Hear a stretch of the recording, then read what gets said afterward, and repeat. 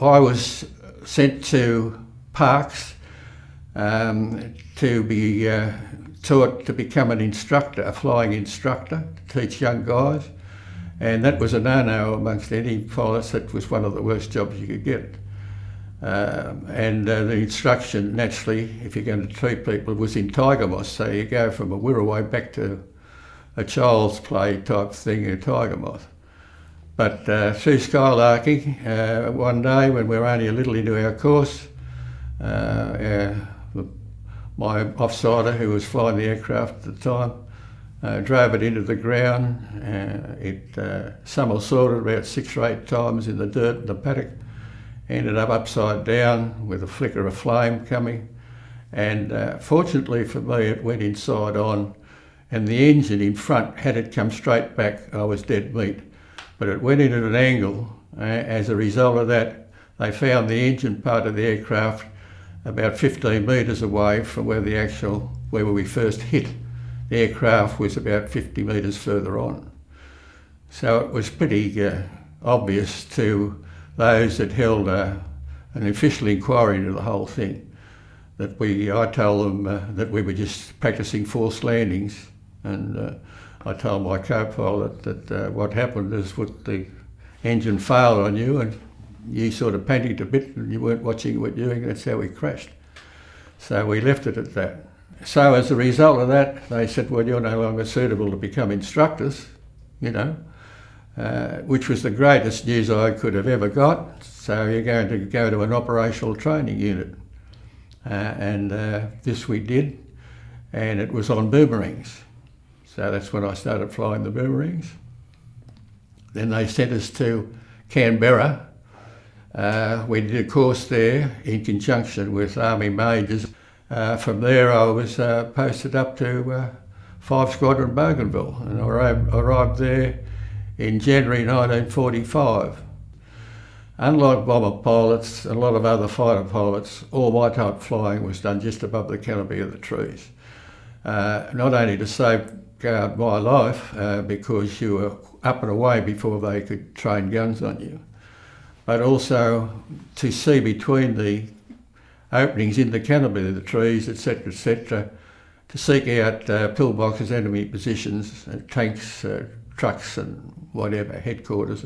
You've got to make sure you're virtually fighting by the seat of your pants, because one, you're looking for enemy positions, you're also writing down on a pad on your leg map references, and you've also got to watch your airspeed. If you don't watch your airspeed, you stall and in you go.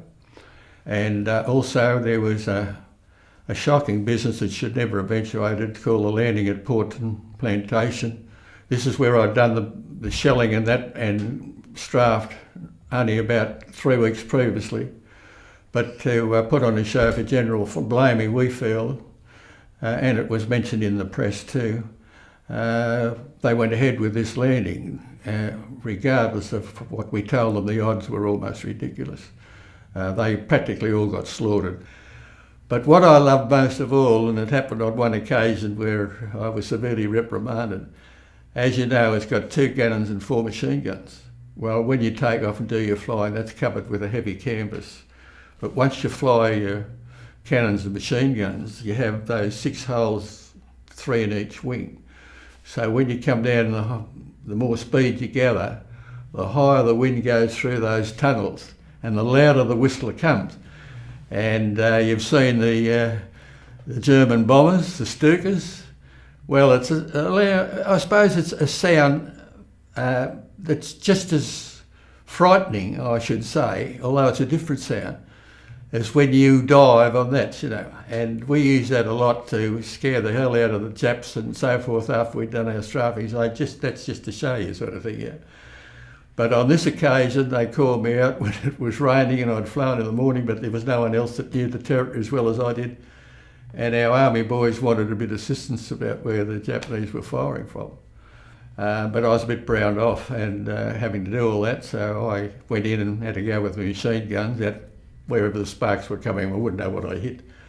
I decided when I came back to Pever Airstrip at Torokina, I'd gain about 5,000 feet and come down with a massive dive right over the airport and then flatten out only about 20 feet above and go up, and I did 2 barrel rolls. As I come out of the barrel roll, upside down, dropped the wheels, come round, landed, you know, big wonderful pilots, you know.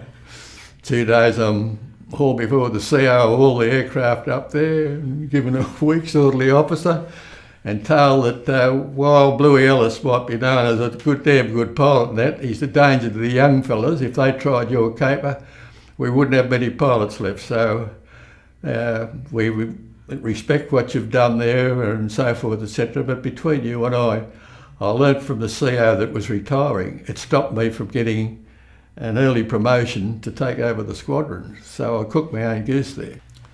I didn't feel one way or the other. They were simply our enemy. To be honest, I had several occasions where I could have shot them. There was one occasion up the north at Booker Passage, and we struck about 4 or 5 of them having a swim. That's where the boys, instead of going in an important plantation, if they'd have only referred to me, I'd have said, no, you go and there's a beach there, you know, there's not coral reef. Anyhow, they took off, they were in the nutty, and one bloke stopped to put his pants on. I couldn't fire the guns, I couldn't just shoot them like they were animals. I just couldn't do it. But if I bombed, or they were in a tank, or they were trucked, or they were with a lot of other enemies and they got hit by a bomb or strafed by me, but to pick an individual out to shoot him, I just couldn't do it. Then the war finished, and we found that we were surrounded virtually by the Japs. Our supply line had extended too far.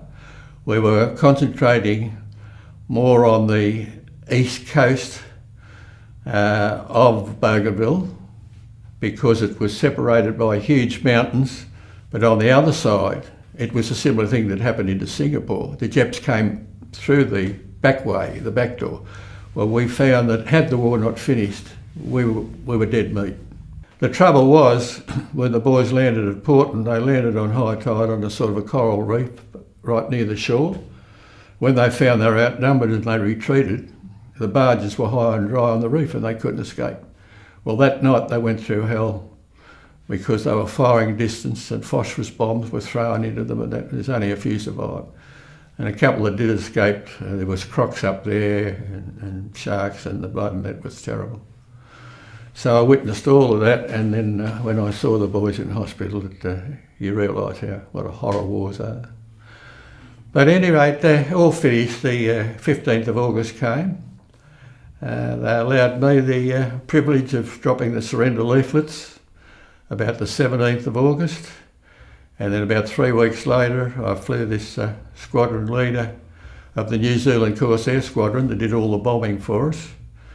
I took him down in a Wirraway as my passenger, and we went to the headquarters of the Japanese on Bougainville, run by General Carter, I think his name was, or Carter. And we just took our chances, landed in a paddock at a Wirraway, hardly any room, full flap, full bore, so I didn't have much runway. And when we got out of the aircraft, we were absolutely surrounded by Japs. And we didn't know what to expect.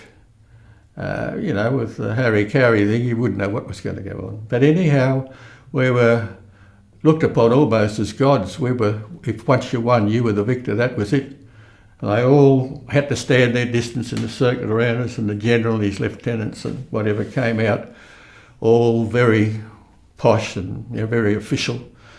And after a lot of bowing and shaking, handed each of us a Japanese sword, beautifully done. And with a bit of negotiation, we found in a hangar there was a Zero aircraft. We both got in, turned the engine over, found it was flying, did a little bit of movement there to see it. He said, I think we can fly this back. I said, well, righto, I've got to fly my Wirraway back. That's part of me. You want to fly that back? I'll escort you. So he said, well, why not?